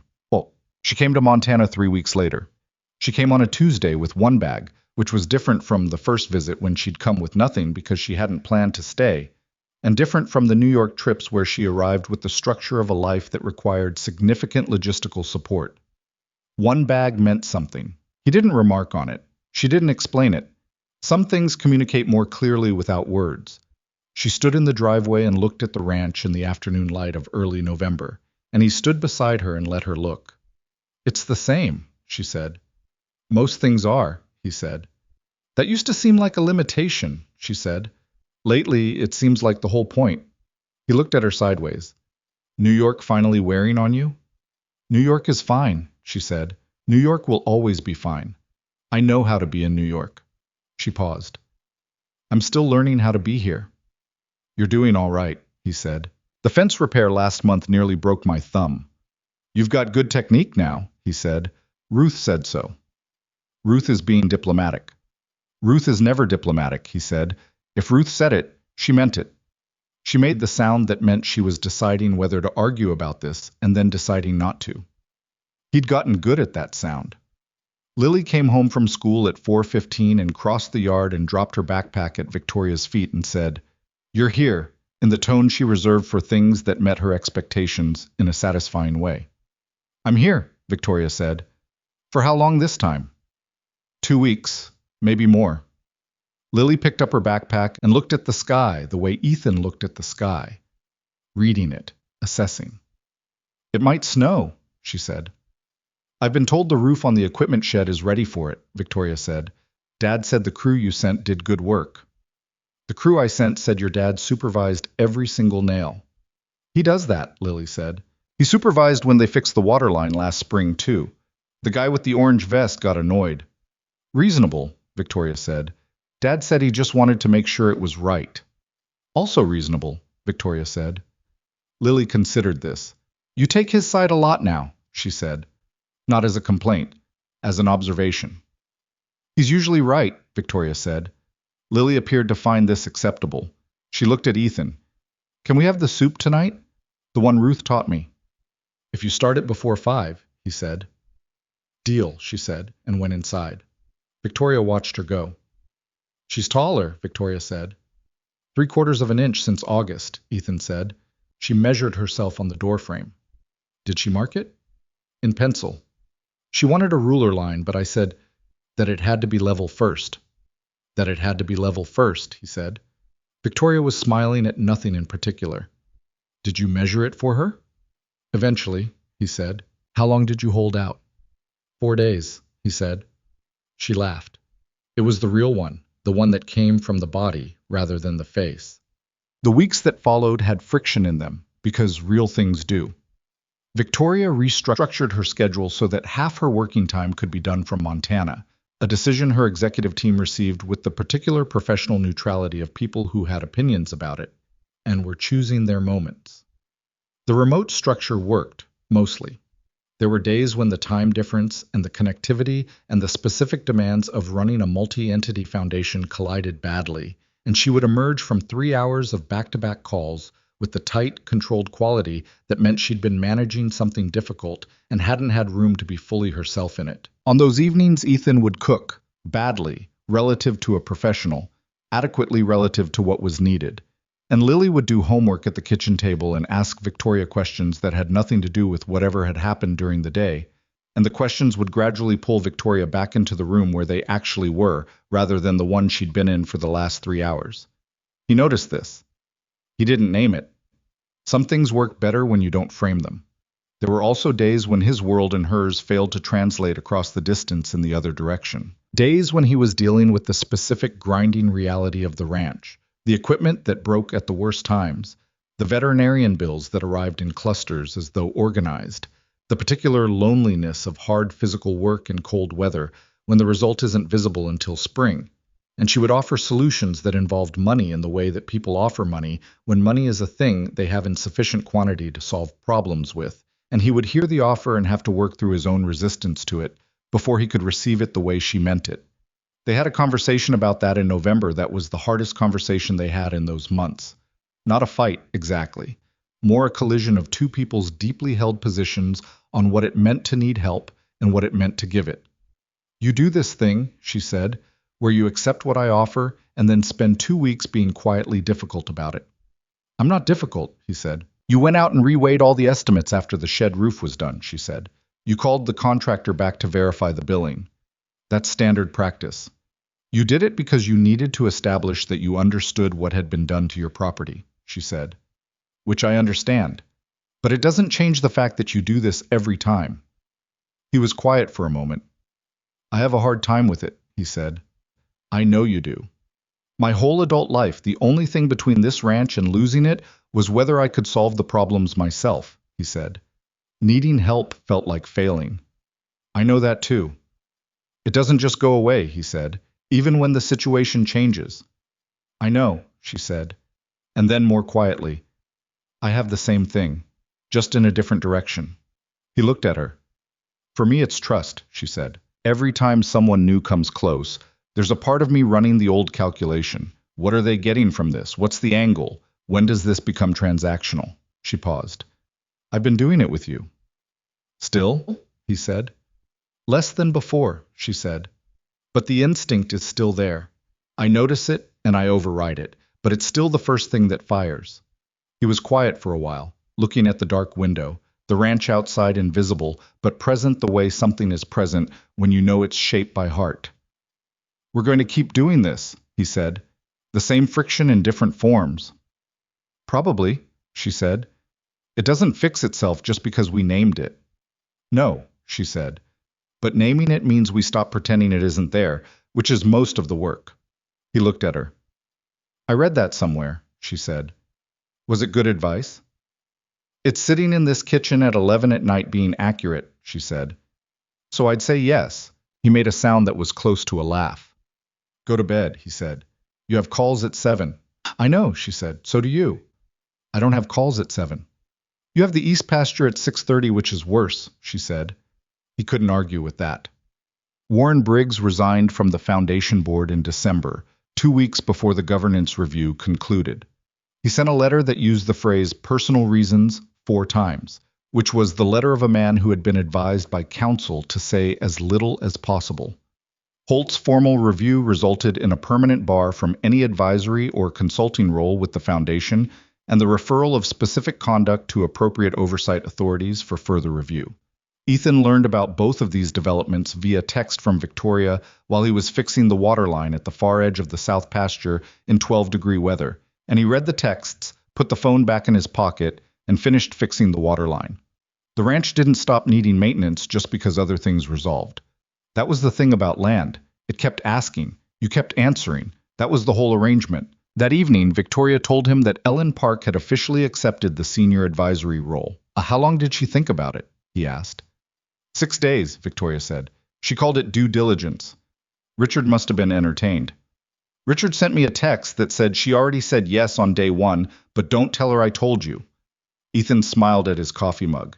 He'd thought about calling Richard Park a few times, not for any specific reason, just in the way you think about calling people who understood something about the situation earlier than most. He'd put it off the way he put off most things that weren't urgent. He'd get to it. The first real snow came on a Saturday in late November, serious and committed, the way Montana snow comes when it's decided to be what it is. Ethan was up at 5:15, same as always, and the kitchen was still dark when he came in, and Victoria was already at the table with her coffee and his sweatshirt, the original gray one, the one that had traveled from Montana to New York and back and had long since stopped being just a sweatshirt and was now something else that neither of them had named. And she was looking out the window at the white yard. He poured coffee and sat across from her. Outside, the snow was still falling in the particular silent way of early morning snowfall, when there's no wind yet and the flakes come down individually rather than in sheets. And the whole thing has an almost deliberate quality, like the weather is trying to make a point slowly. "Good morning," she said. "Good morning," he said. They sat with the snow and the coffee, and Lily still asleep in the back of the house, and the horses in the paddock standing in it like they always stood in the first snow. Not bothered, not delighted, just present, which was the horse position on most things. "I've been thinking," Victoria said. "About what?" "About the community investment in the county," she said. "The irrigation project is finished. The school program is running. I want to do something else, but I don't want to do it in the top-down way I usually do things." "What do you mean?" "I mean, I want to talk to people first," she said. "Ask what's actually needed rather than deciding from a distance what would help." She paused. "You know the county, you know the people. I don't, not really. I've been here 6 months, and I still only know the names of about 12 people." "Ruth knows everyone," he said. "I know," she said. "I've been thinking about talking to Ruth." He looked at her sideways. "Ruth will give you a very direct answer about what the county needs." "I'm counting on it," she said. "I've had enough indirect answers to last a while." He thought about this. About Victoria Sterling sitting with Ruth Colby in Ruth's kitchen, drinking Ruth's coffee, listening to what Ruth Colby thought needed fixing in a county that Victoria had landed in by way of a storm and a bad road and a decision that had changed both of their lives. He thought about how 9 months ago that image would have been impossible to assemble, and how now it was just the next reasonable thing. "She'll make you pie," he said. "Is that good?" "Ruth's pie is always good," he said. "Even the one she says went wrong." Victoria smiled at the window. "Lily's getting better at the crust, according to Ruth." "She still overbakes the edges," he said. "She says that's a preference, not an error." "It's an error she's claiming as a preference," he said. "That's what growing up is," Victoria said, "turning your errors into positions." He considered this. "That's either wise or a rationalization." "Probably both," she said. "Most things are." Lily appeared in the kitchen doorway at 7 in her horse pajamas, saw the snow, and said yes quietly to herself in the tone of someone whose expectations have been fully met. She poured cereal, sat down, looked at the two of them at the table, and said, "You're doing the morning coffee thing." "We're having coffee," Ethan said. "You always have coffee here in the morning when Victoria's here," Lily said. "It's a thing you do now." He did not argue with this because it was accurate. Lily ate 3 bites of cereal and then looked at Victoria. "Can we go to the upper field today? The one with the 3 mountains?" "After breakfast," Victoria said. "All 3 of us?" Victoria looked at Ethan. He looked at the window, at the snow still coming down soft and serious, at the mountains invisible behind the low clouds. "All 3 of us," he said. Lily nodded, satisfied, and went back to her cereal. This is what it looked like in the end. Not the boardroom, not the recording, not the headline, or the contract, or the storm that started it. It looked like a kitchen table in the morning with snow outside and coffee going cold because nobody's in a hurry, and a child eating cereal and making plans, and 2 imperfect people who found each other late enough in their particular losses to understand what they'd found. There's a thing people say about love arriving when you stop looking for it. That's not quite right, in the experience of most people who've actually lived through it. It's more that love arrives when you've stopped pretending you don't need it, when you've gotten tired enough of the weight of standing alone that you finally actually put your hand out and hold it flat and stay still. Ethan Cross had spent 3 years learning that the ranch needed him, and his daughter needed him, and that needing anything back was a risk he could manage without taking. Victoria Sterling had spent 4 years learning that every person who came close to her had an angle. and that the only safe position was to stay far enough back from everyone that their angles couldn't find her. Neither of those learned things were wrong, exactly. They were built from real experience, and they were doing the job they were built to do. The problem is that a protection that works perfectly is still a wall, and walls that work perfectly don't let anything through in either direction. What brought them through the wall was not love first. It was something smaller and more durable. It was honesty. His habit of saying the true thing regardless of how it landed. Her willingness to hear it once she understood it wasn't a weapon. The rest followed from that slowly, imperfectly, in the way that things follow when the foundation is actually sound. They went to the upper field that afternoon, all three of them, through snow that came to the tops of Lily's boots and made Victoria's borrowed pair squeak with every step. The clouds had lifted by early afternoon the way they often do after a morning snowfall, and the mountains appeared one by one. First the nearest one, then the middle distance, then the far one, all three visible and clear and white-capped in the specific bright way of mountains after fresh snow. Lily stood between them and named all three peaks for Victoria's benefit, the names she'd learned from her father, using the slightly formal tone she used when she was passing on information she considered important. Victoria listened and looked and asked the right questions. Ethan stood beside them both and thought about something Sandra Reeves had said to him, quietly, as they were leaving the hearing building. Not Victoria's foundation, just the building itself, the corridor, the part between one thing and the next. She'd said, "Your father's name is Ethan too?" He'd said yes, surprised she knew that. She'd said, "Your father's name is in the County Historical Society's land registry. Your grandfather's before him. That's a long line of people deciding something was worth staying for." He hadn't known what to say to that, so he just said yes, which was true and was enough. He thought about that now, about the long line of people deciding something was worth staying for, about what got added to that line by the particular decisions of the last 9 months. Not just his, but hers too, the decision she'd made to stay in the hard thing rather than exit cleanly, to trust. Despite the history of what trust had cost her, to put her hand out flat and wait. The mountain sat there in the November light and did what mountains do, which is to make the immediate distance feel smaller without making it feel less real. "Which one is the farthest?" Victoria asked Lily. Lily pointed. "That one. You can see it from the upper pasture sometimes in summer, but usually there's haze." "How far is it?" "Dad knows," Lily said. "About 40 miles, Ethan said." Victoria looked at 40 miles of clear winter air between where they stood and that mountain. "You can see 40 miles from your backyard," she said. "Yeah," he said. "That's—" She stopped. "I don't have a word for that." "Most people don't," he said. "That's kind of the point." She looked at him. Snow on her jacket, on the borrowed boots, in her hair from a branch Lily had shaken very deliberately, approximately 15 minutes ago, and pretended was an accident. She looked entirely unlike the woman who had arrived in a black SUV on a storm-soaked gravel road 9 months ago. And she looked exactly like the same person, and both of those things were true at the same time. "Thank you," she said. "For what?" "For saying yes," she said, "when you could have said no." He thought about the folder in the desk drawer, the contract, the money, the fence that needed fixing and the roof that needed replacing, and a daughter asleep against his arm with one sock off. He thought about a woman holding her hand out flat and waiting, and a horse that already knew. "Thank you for asking," he said. Lily said from 3 feet ahead of them on the path without turning around, "Are you two doing the talking thing again?" "Yes," they said at the same time. "Okay," she said, and kept walking through the snow toward the far tree line, her boots squeaking with every step, absolutely certain of where she was going. They followed her. That was enough.